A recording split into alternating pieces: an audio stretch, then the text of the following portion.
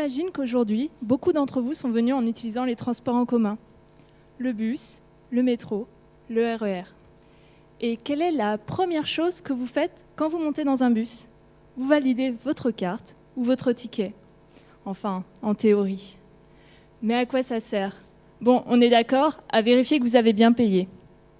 Mais à chaque fois que vous validez, l'information est enregistrée par le système, puis remontée jusqu'à l'opérateur. Celui-ci peut alors avoir une meilleure vision de déplacement et adapter son offre à vos besoins. Par exemple, en proposant des trains plus nombreux ou plus grands pendant les heures de pointe. Mais comment ça fonctionne? On valide sa carte et comme par magie, le système fonctionne mieux? Ce n'est pas si simple. Et c'est en cela que ma thèse est intéressante, car je développe des approches statistiques permettant de tirer une information plus riche de ces données. Pour cela, nous avons dû surmonter un certain nombre de difficultés. Tout d'abord, le volume très important de données. À Rennes, la plus petite ville en France avec un métro, on compte environ 200 000 validations par jour. Je vous laisse faire les calculs pour Paris. Et puis, chaque usager va avoir des besoins différents. Prenons un exemple. C'est le matin, vous allez travailler, vous êtes sur le quai en train d'attendre le métro. Et comme souvent à Paris, il y a beaucoup de monde. On pourrait se dire, toutes ces autres personnes vont elles aussi travailler.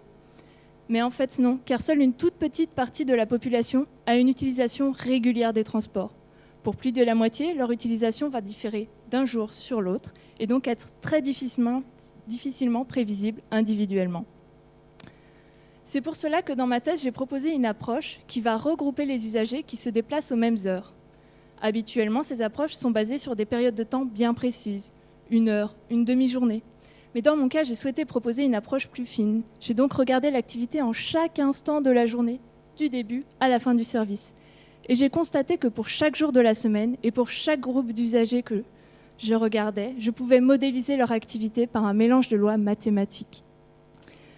J'ai donc estimé les paramètres de ces différentes lois et obtenu une description précise de l'activité de ces groupes et ce qu'ils aient une activité régulière ou non régulière.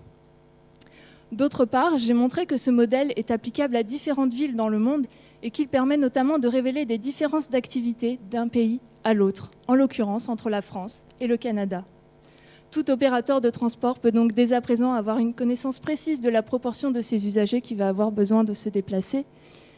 Et avec les bons outils, on peut tirer des informations riches de ces données qui nous permettront demain d'améliorer notre quotidien. Donc j'espère que la prochaine fois que vous prendrez les transports en commun, vous aurez un peu plus envie de valider.